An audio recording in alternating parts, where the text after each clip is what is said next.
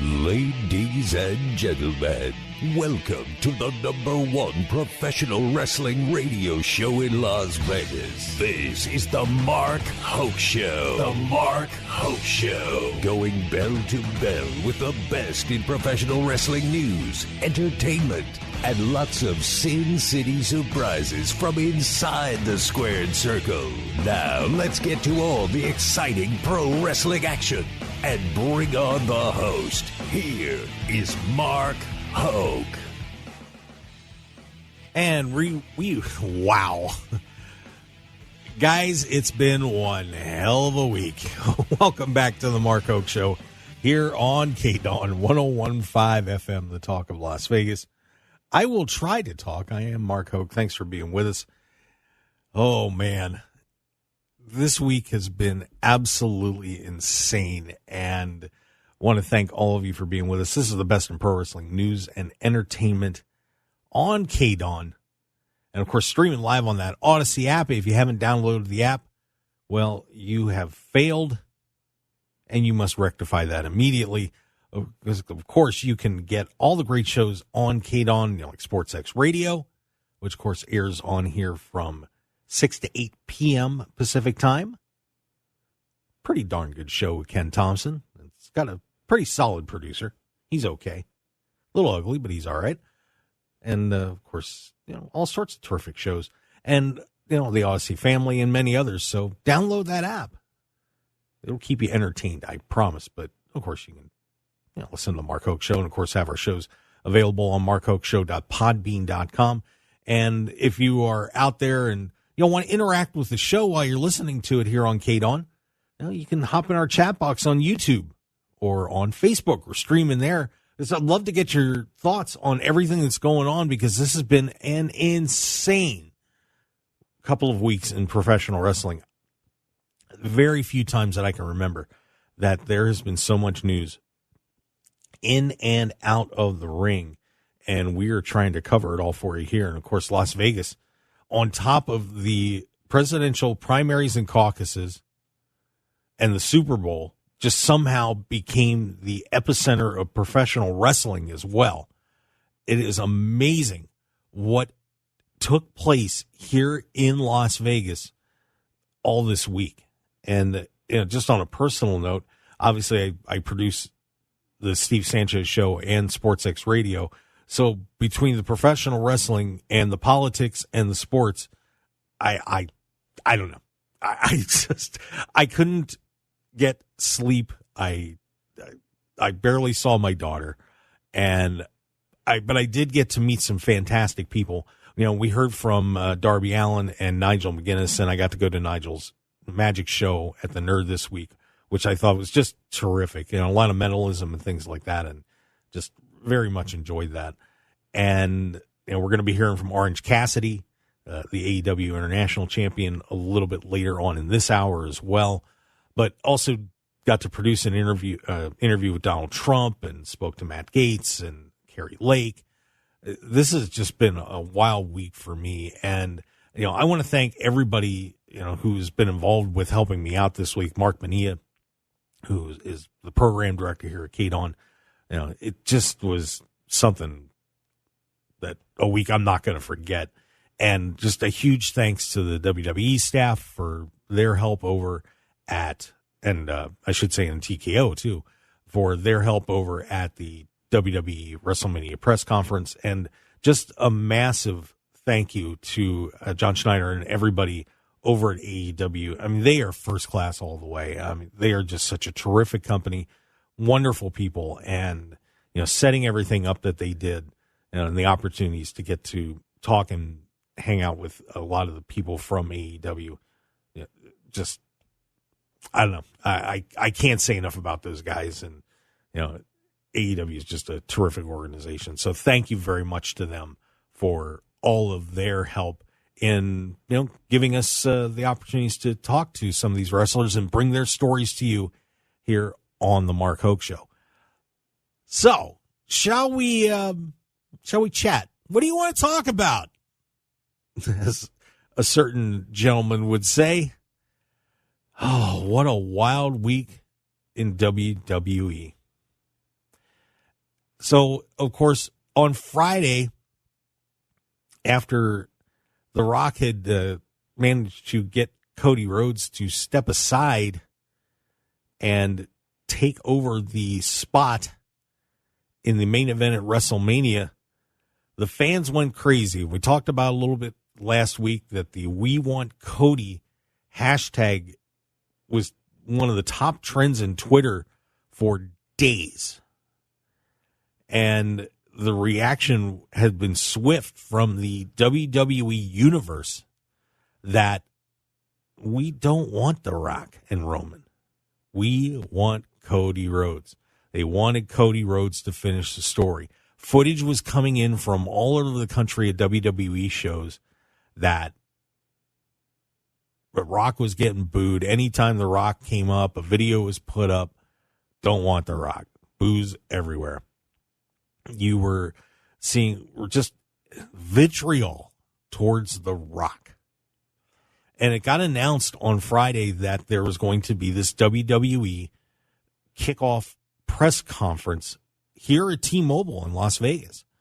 And it's weird because, WWE really tends to plan things out very meticulously for the most part. But they threw this thing together very, very fast. And obviously with the Super Bowl being here, a lot of press being here, it's a good opportunity if they want to do something to do it. And lo and behold, they did. And that conference kind of started off with Pat McAfee doing his show down on Radio Row. Had The Rock, who insulted many of the Cody fans. He was not happy with them and called them Cody crybabies. Tried to start a trend on Twitter and said they were doing bad things with chicken nuggets, which we cannot say on the air. Happen to like chicken nuggets. My daughter likes chicken nuggets.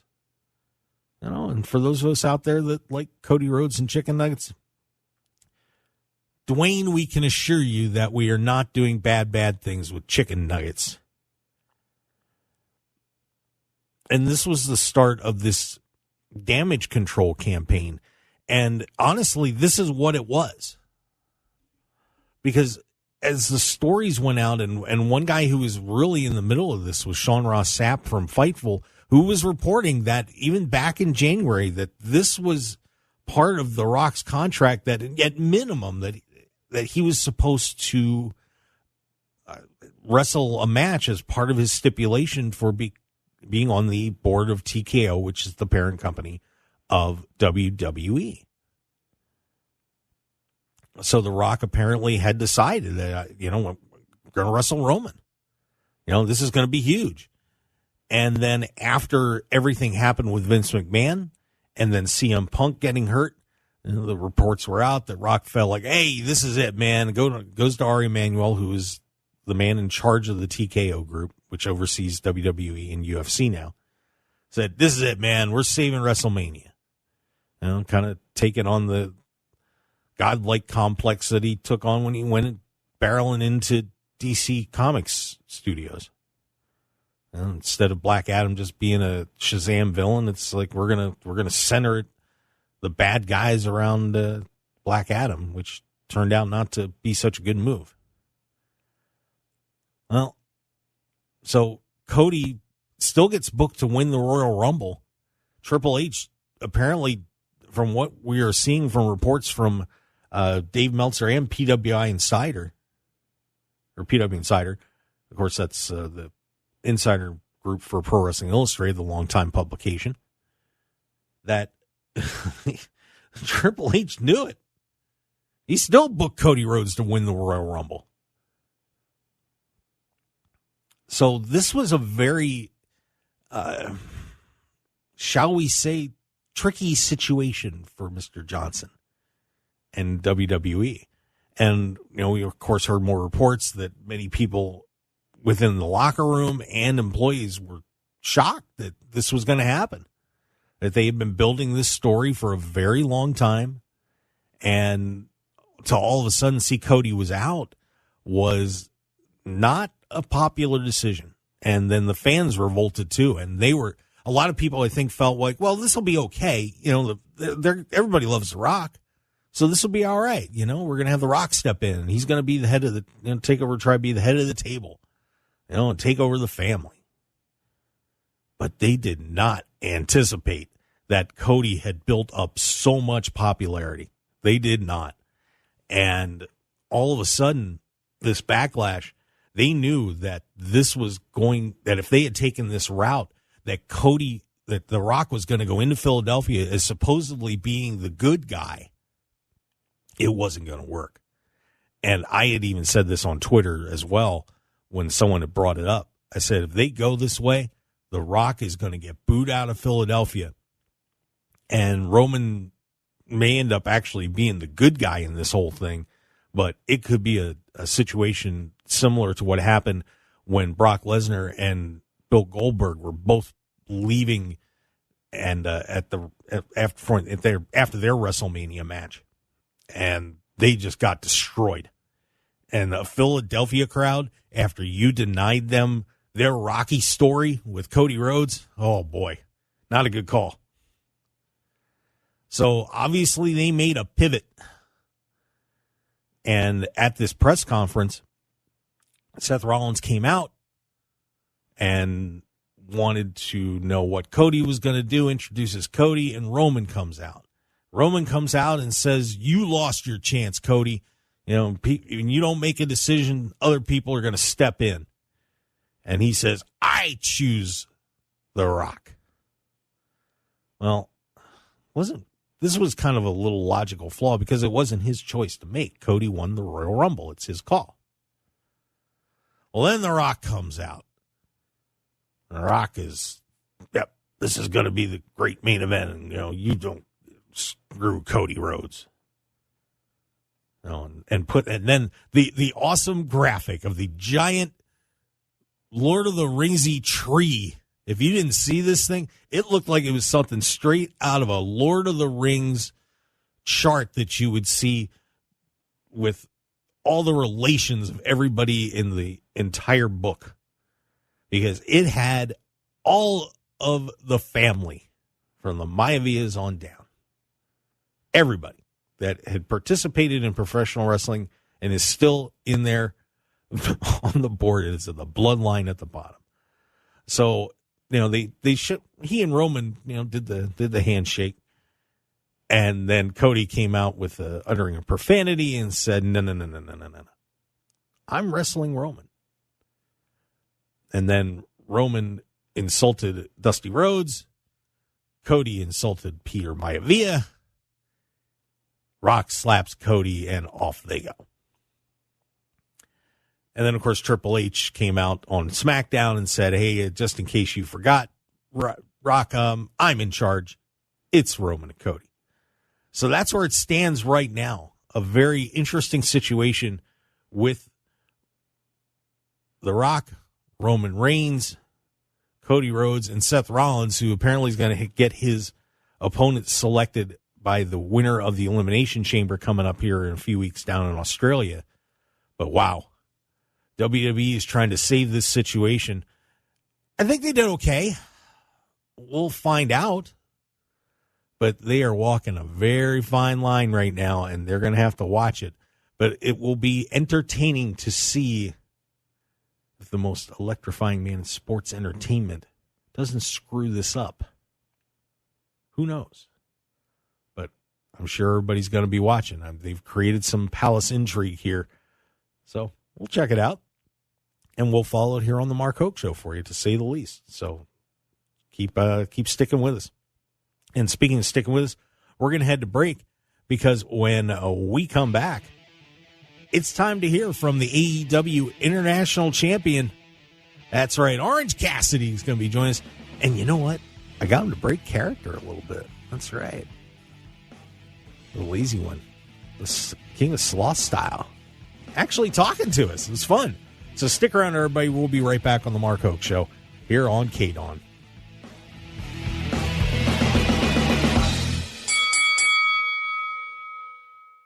.1015 FM KDAWN. This is the Mark Hoke Show. The Mark Hoke Show. Here again, your host, Mark Hoke.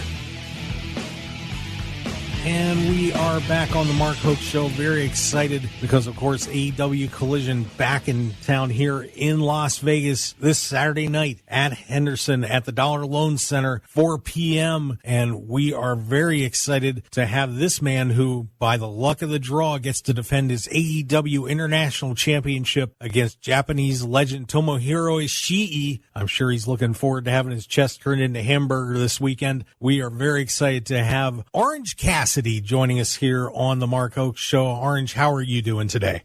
I was doing okay, and then you mentioned all that stuff about my chest turning into hamburger, and now I remember I have to wrestle that man this Saturday, and it's not lucky. It's not the luck of the draw. Okay. Well, I'm sorry to get things off on a bad note. I apologize. No. It's actually good to get my mind focused for it, because I have some trouble getting focused. We've seen that occasionally, but it's all good. It was funny that I got to do some research. When I went to North Dakota State, I used to hang out with the architecture guys a little bit, and I didn't know that you went to NJIT and have an architecture degree. How did you go from that to pro wrestling? Well, that's all alleged. That's allegedly I did all that. Okay. It's a blur for me of what I do in and out of the ring. But professional wrestling has always been a part of my life one way or another, and everything else I've had to deal with my life, pro wrestling was equally the goal as everything else. So I was tired a lot, kind of like how I am now. And another interesting part that I saw is you got your beginnings back in Hanover, Pennsylvania, and I actually grew up in East Berlin, Pennsylvania, just a little bit away from there. And I would love to hear about where it all started for you. Tell me a little bit about that time in your career. And I can't believe that it's almost been 20 years you've been in the ring. Yeah, I know. Isn't that crazy to think about? I try not to think about it because then I feel more sore from all the stuff I've been doing over the past 18 years. But it was just like one of those things where me and my friends thought we could wrestle. So we went out and thought we could do it. May have wrestled in some backyards and met some other kids that were into it too. Kept those connections going, and then found out about this promotion in Hanover that we could go and wrestle for. So we did, and it's a good thing I did it because now I can sit here with you and do this interview because it seemed to work out okay. Yeah, I think just by coincidence. Yeah, I think it did too. I mean, to think that you went from small town South Central PA to the top of the world in professional wrestling is pretty incredible. You developed such a very interesting style as you've gone along, and it stood out from everybody else. And I remember one time having a conversation with Jimmy Hart about being different. And you developed the King of the Sloth style and the kicks and just all the crazy things with your hands in your pockets. Where did that all come from? And what did that mean to you to try to be different from everybody else in professional wrestling? Because I don't know too many people that would have taken chances like that you did in professional wrestling to stand out that way. So I could consider myself lucky, or I could consider myself desperate, or just I have been wrestling for quite a long time, and I have lots of friends in professional wrestling. And at a certain point, when you wrestle as long as I have been, and you see all the people that you came up with and all the people that are your friends get signed to different places, go do great things, travel around the world, and you're still doing the small town stuff, you kind of have nothing to lose, right? And clearly no one was interested in me. It wasn't anything I was doing was working because I was listening to advice of people that work for them. So I just decided to just do the opposite. And whatever I could do to stand out and be able to show everyone who Orange Cassidy is by being different is what I did. And it started to work. I just started to be who I really am. I started just being lazy. I started doing what I wanted to do. I tried to get in people's heads. And I think it resonated with people because you can identify with everybody. Everybody can identify with having to get up and go to work and not really wanting to be there, but still doing a good job. And I think that's what I try to embody. And I think over time, it's been fascinating through your run in AEW because watching you, I remember thinking, this guy's, you'd see the flashes of the things that you could do in the ring, but you would see the comedy, and people would see you do like the mimosa match that you did with Chris Jericho and the arcade match that you had. And then all of a sudden things started to change and people started taking you more seriously. And now look where you are. Was there a switch that flipped a little bit to say, okay, now it's time to really maybe get away from that a little bit more? I mean, you still do those things, but it's become more of a serious style in the ring. And now people are like, wow, this dude can really go. Yeah, I also think it was by design, right? I did what I had to do to get the job done. And when people start to understand your strategy or what you do in the ring, you have to change it up. I also think I've been challenged a lot from Chris Jericho, Matt Hardy, Adam Cole, and then the International Championship run that I'm on now. That first match with Jon Moxley changed something within me. He brought it out of me. It's the things that I need to do to continue to be successful. I don't know if I were in another place or in another company that I would be able to go through that transformation. I think people have this idea about someone like me as a comedy wrestler and I hate the word comedy wrestler but they say that, and then that's the one note joke I do for however long I could do that one note until you get sick of me and then I leave. And I'm very grateful that I have a company like AEW and Tony Khan that saw that, like, no, we can show a wide variety of who Orange Cassidy is. And I feel it's important. I treat professional wrestling very seriously, and I consider it an art form. And I do think that when you look at something or you see something that's art, you should feel all emotions, sadness, happiness. And I try to do whatever I can to make those emotions come through. And if AEW were to not exist, I don't think I'd be able to do that. Yeah, one thing that to me has been so impressive about you over the past couple of years is this run as the international champion. I went back and I looked at a list of opponents that you've taken on, and it is such an incredibly diverse group of people. Sometimes guys get stuck in a rut where there's a certain type of opponent they take on.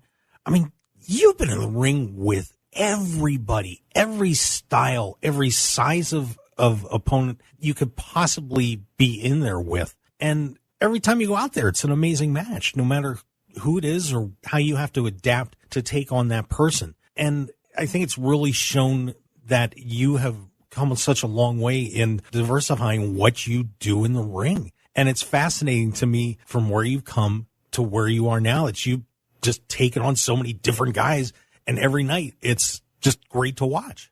It is. Well, thank you for saying that. I really don't feel like I need to say anything. You're really just doing a great job for me. I could just sit here and listen to you. That's fine. I appreciate that. I'm available for hire, sir. Yeah, no, hey, I might have to. You don't wrestle for as long as I do if you don't pick up a thing or two. And I have a lot of. I need to give my props to all the trainers and the diverse trainers. I always thought it was very important to see as much wrestling and learn as many styles as you possibly could to create your own. And just like how I was saying, like, it's an art form, you want to just experience different emotions. And there are many different styles of professional wrestling that I think bringing it to a mainstream, like here in America, these different types of styles and things, I think is important. And I think it's good because AEW is the alternative. So here's the alternative. Let's show you. And I was very, very, very fortunate that I had the opportunity to go in every single week and wrestle, and I felt a responsibility to make sure that every week mattered and every single match mattered, and you saw every style, and I took a lot of pride in that. I still do. Geez, I'm doing it tomorrow. What am I saying? I'm going to be wrestling on Saturday, so I'm still doing it. Now, over the past year and a half, there has been a lot of chaotic moments in AEW, and it seems like it's started to settle down a little bit. But I'm curious, with a personality like you have, what were you thinking while all this stuff was going on?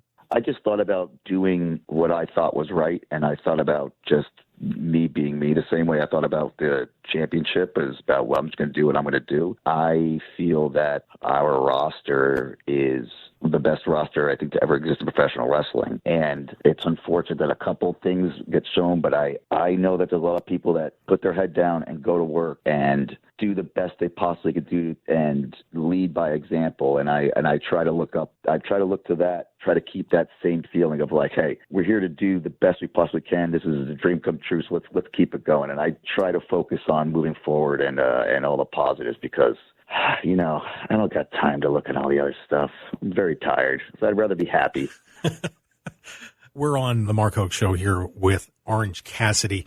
I think one thing that is very interesting about the world of professional wrestling, it's hard to keep friends together. And you've had a great relationship with Chuck Taylor and, of course, you know, the best friends with him, Trent Baretta. And it seems like you have a pretty good relationship with Kris Statlander as well. How hard is it to maintain those friendships, and what do those mean to you? Those people you just mentioned are the reasons why I was able to be the champion that I am today. We really rely on each other, and I think it's very, very important because professional wrestling, as you know, can be a very dangerous place. So you need people to have your back, and I'm very lucky to have those people that have been with me for a very long time. Kris Statlander more recently, but Kris is one of those people that we can lean on each other in different aspects of our lives that we all, you know, and I feel like we have a very good group of people, like the best friends. And, you know, we're the only ones that are still around together that never, like, you know, start fighting each other. So we're kind of lucky. That just shows you that we really are best friends. So it is literally the reason why I am the wrestler I am today. These reigns as international champion have been pretty impressive. But do you have any more aspirations? I know you get a little lazy sometimes, but what other aspirations do you have in AEW? Because, you know, there is another title you've wrestled for a couple of times, and it's sitting around Samoa Joe's waist at the moment. But, you know, temptation to maybe try and go get that world championship at some point? You know, I know with professional wrestling that you never know what's going to happen, so I never like to say guessing whatever it is, but I just know about certain things, and I am very, very certain that I have the International Championship, and it is my goal to make that championship the most important championship in professional wrestling, and it still is. And someone's going to have to beat me up to take it, and I won't let it go very easy. So I don't really look forward to anything else besides that. Well, you may be looking forward. Never say never. Never say never. Very true. Now, AEW Revolution's coming up here on March 3rd as well.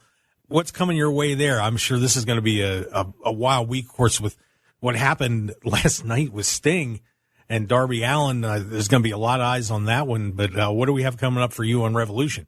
So Roderick Strong did this really bold thing, and he challenged me for the International Championship at Revolution. He did that like 3 weeks ago, and I was like, okay, dude, sure, but I'm going to keep defending my championship. I'm not just going to wait for you. And I think that kind of made him a little upset. But so far, Roderick Strong will wrestle whoever has the International Championship at Revolution, and I don't plan on losing it, but I do have Tomohiro Ishii on Saturday, so, you know, and I know him because I've teamed with him before, and I know how hard he hits, so you never know, but I don't plan on losing it. Yeah, that's going to be a great night for you as well at Revolution. So a pretty stacked dance card for Orange Cassidy coming up over the next few weeks as you continue to play the dance with the AEW International Championship. Man, I'll tell you, it's going to be a wild time for you, sir.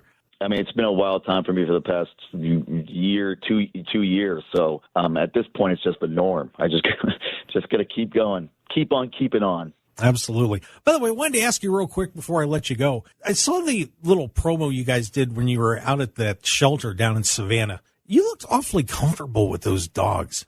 Are you a dog guy, animal guy? Oh, for sure.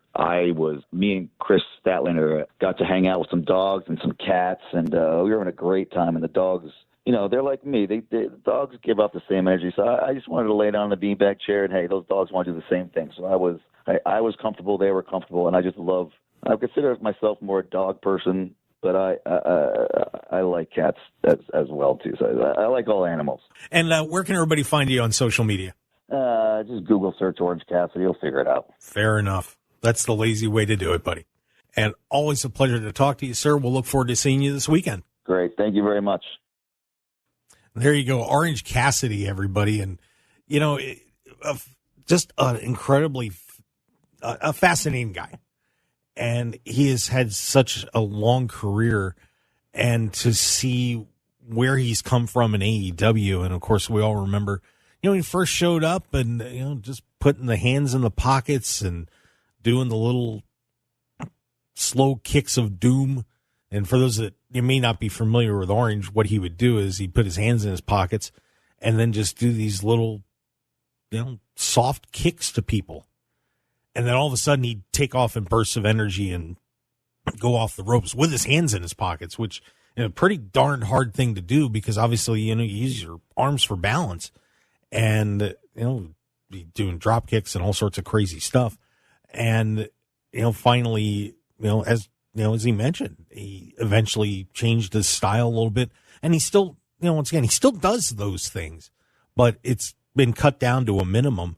And he's had 2 runs as AEW International Champion and has really captivated the fans. They love this guy. And, the sky's the limit for him. But I couldn't believe that when I looked it up, he's 39 years old. Just, you look at him and you think, my God, he's probably in his late 20s, early 30s tops. But, to see that, it was pretty stunning. But what a great representative for AEW, and it was an honor to get to talk to him. And once again, the sky's the limit for him, too. AEW's got some great talent, and if you've been kind of WWE-centric and you haven't watched a lot of AEW, it might be a good time to get on board, especially with this pay-per-view coming up with Sting retiring. There's going to be some very intriguing storylines coming up, and I would highly recommend watching this pay-per-view because, man, I'll tell you, there's going to be some fantastic matches on this show. So thanks to Orange Cassidy, and thanks to all the AEW guys who took the time to join us, Darby Allin and Nigel McGuinness. And those interviews, by the way, we did record those. And if you want to get the full interviews, because there's some stuff that we actually had to take out for time considerations, you want to get the full interviews, they're all available on YouTube. So go back and give those a listen because there's some things that we had to leave out. They're pretty interesting. So check those out on our YouTube channel, Mark Hoke Show, the Mark Hoke Show. Pretty simple. So head on over to YouTube and subscribe. We would greatly appreciate that too. And if you're listening right now and you're in the YouTube or Facebook chat boxes, good time to get some questions in as we are going to be heading into our final break. And we're going to be talking about some stuff with Vince McMahon and a shocking firing at TNA and some other news that's popped up as well, including some bad news for Virgil, who's been having some issues. We're going to talk about what's up with Virgil, and a blast from the past who, oh dear, he just got in some trouble with the law too. So a lot going on in the world of pro wrestling, and we've got it all covered for you here on the Mark Hoke Show on KDAWN. Hey, we are the top-rated show on this station, live-rated show, I should say, and we are proud of it. And we want to thank you all out there for listening to us. We greatly appreciate it here on Super Bowl Sunday. So stick around. We've got more coming up on our final segment. So stick around, everybody. We'll be right back.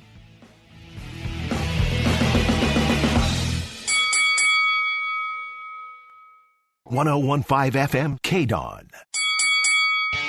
You're listening to the #1 professional wrestling radio show in Vegas, The Mark Hoke Show. The Mark Hoke Show. Now, here again is Mark Hoke. And we return for the final segment of the Mark Hoke Show here on KDAWN 101.5 FM, the talk of Las Vegas. And by the way, if you're wondering, yeah, I do have a little bit of a sore throat. I've been fighting for the past couple of weeks, actually. So going a little Stevie Nicks. A little raspy, but hanging in there. So eventually it'll get better, I promise. It's like whenever I get a sore throat, it just never goes away for a while, no matter what I do. So hanging in there, but of course we're talking pro wrestling here on KDAWN 101.5 FM, the talk of Las Vegas. And if you have any comments or anything like that, and you happen to be on our live stream, we'd love to hear from you. Any thoughts about our guests? Of course, Darby Allin, Nigel McGuinness, and just heard from Orange Cassidy as well.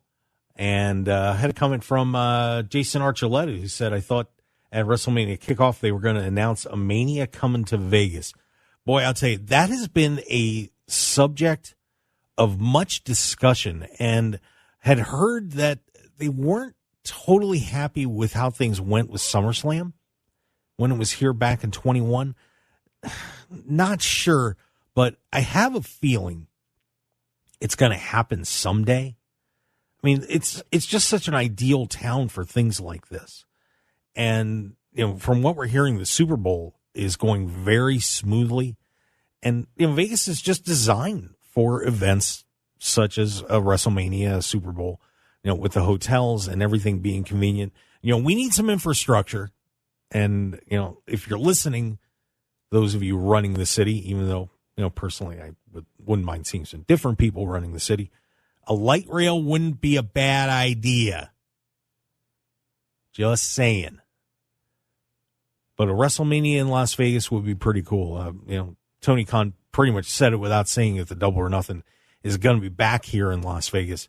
So get ready for that Memorial Day weekend. That's going to be a lot of fun. It's always a terrific time, and we'll look forward to, I'm sure, seeing the stars of AEW coming back. And by the way, TNA announced they're going to be having another trip back to Vegas after the success of Hard to Kill.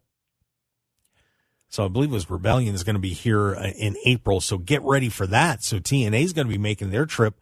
They'll be back at the Palms here in just a little bit. So it won't be long before we see the stars of TNA coming back here. But one person that is not coming back with them, and this was a stunning story. I mean, I think everybody was shocked when we heard this, that, just a little while after what really was TNA's biggest show in a while, had a lot of success on pay-per-view buys and so on, that TNA president Scott D'Amore was fired by parent company Anthem and has been replaced by Anthony Ciccone. I mean, this was just an absolute stunner. But apparently what happened was Anthem head Len Esper and D'Amore could not agree on how to run TNA. D'Amore apparently wanted to keep expanding. Of course, they had brought in, Will Ospreay and Okada for this last show. And D'Amore had actually gone out and secured financing to purchase TNA. And unfortunately, they decided, not to sell, and apparently just couldn't come to a decision on what to do, and sent Scott packing. Not a popular decision in the locker room. And after speaking to a lot of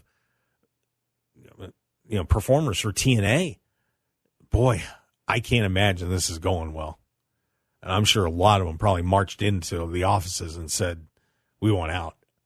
If you go back and listen to some of the interviews like it did with Josh Alexander and Moose, they considered Scott not just their boss, but their friend, and a very good one. So this one is going to be one that, oh man, just when things were going very well for TNA, this is a disaster. I don't even know what to say about except good luck. But, we'll continue to cover TNA, and we'll see if they, keep things rolling. But you feel bad. If you were there or saw the pay-per-view and saw the passion that Scott had about TNA and from where he took it, I mean, that place was nearly a pile of ashes, and he turned that place around from Impact, now just rebranding it. It's stunning. So I want to wish everybody over at TNA well and hope things go okay. And it's, unfortunately, it's a business sometimes. We forget that, but what a stunning bit of news out of TNA. Wow. Another bit of news that just came out, of course, part of the reason everybody thought we'd play the game with The Rock was, well, this little Vince McMahon thing, we got to make this go away. So, well, some of the reporting from Vice and others has certainly not allowed that to happen, because some digging was done, and this a lot of this sourcing was coming out of Vice. And, of course, that's where the Dark Side of the Ring, that network, and they do sometimes some very shaky reporting. But on this one, apparently Ashley Massaro, of course, you remember as Ashley, back in the mid to late 2000s, was a performer from WWE, found out that WWE apparently had covered up that she may have been raped at an event on tour over in Kuwait in 2006. And apparently John Laurinaitis had reported this. So that's what his attorney said that. And apparently someone representing himself as a U.S. Army doctor while they were on tour, Massaro had said that she was injected with a paralyzing drug and raped. But apparently it was covered up. The situation was covered up. And then we've also heard Paul London and some others saying that Massaro had been completely sexually harassed by Vince McMahon over a long period of time, and she rejected him. And McMahon eventually took over Massaro's promos and was completely burying her. There was one example I saw on Twitter that I remembered that was just unreal. But Massaro suffered a lot, apparently, at the hands of Vince McMahon, while, of course, their lawyer was reporting that, Massaro would see other divas making out with Vince in the locker room. Of course, Massaro went on after she was released from WWE. Did a little bit of TV and radio, but unfortunately had committed suicide in 2019. But a lot of reports about Massaro, and of course, Bret Hart spoke out also this week, saying that he can never shake Vince McMahon's hand and is disgusted by all this. Seth Rollins actually spoke out that anybody who's involved in this, he hopes they get what's coming to them. Bruce Pritchard, of course, the one that is a longtime employee of WWE and one of the right-hand men for Vince McMahon, he basically said, no comment. I can't talk about any of this stuff. There's legal things going on. Is hidden, but of course, Ronda Rousey said that it's basically Vince's right-hand man when Vince isn't around. Bruce is the one that talks about it. Of course, he has a podcast that he does. So a very ugly situation continues in WWE. And I hate to say it, no matter what you try to do, this is not going away. It's not. And, Vince WWE can try to cover this up as much as they want. But this situation is going to be around for a long, long time. And I'm sure there's going to be more lawsuits and more news that will be coming out of this in the weeks and months to come. So good luck on that. We want to also mention another story that came out. A guy who, if you're an 80s wrestling fan, you may remember this one, Billy Jack Haynes. Of course, wrestled up in Portland for a while and then did some work down in World Class and then was in WWE. Oh, this is a bad story. He was apparently arrested for shooting his wife. Yeah, this is not good. So Billy Jack Haynes allegedly may have shot his wife here. He's in custody. He was taken to a local hospital, was treating for a medical condition. Once he's released, it's expected he's going to be booked and charged. Thursday, officers responded to a report of a shooting in his neighborhood. Wife was found dead, and so bad news there. So, of course, he hasn't wrestled for a long time. But, so Billy Jack Haynes. Of course, there was some other legal issues around him, too. But, wow, so that was pretty bad. But we also want to wish our best to Virgil. Of course, you remember he was the sidekick to the $1 Million Man.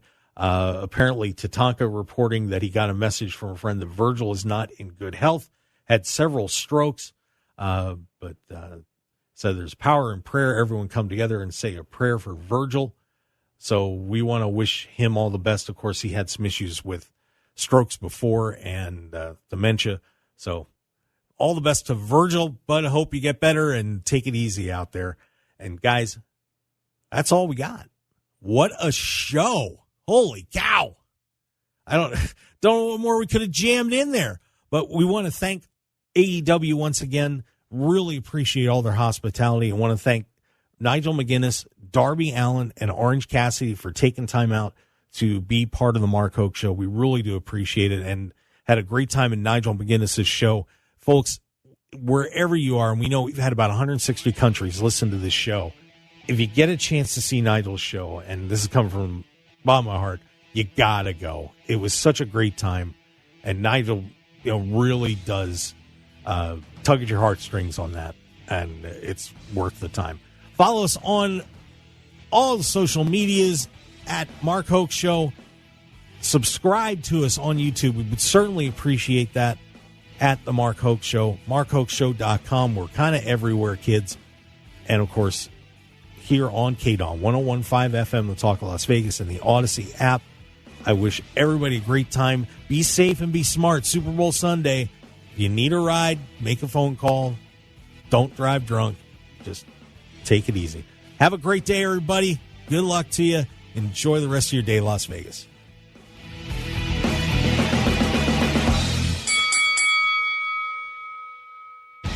Want more of The Mark Hoke Show? Follow us on Twitter at Mark Hoke Show, like us on Facebook at The Mark Hoke Show, and visit MarkHokeShow.com to keep up with everything happening with the show.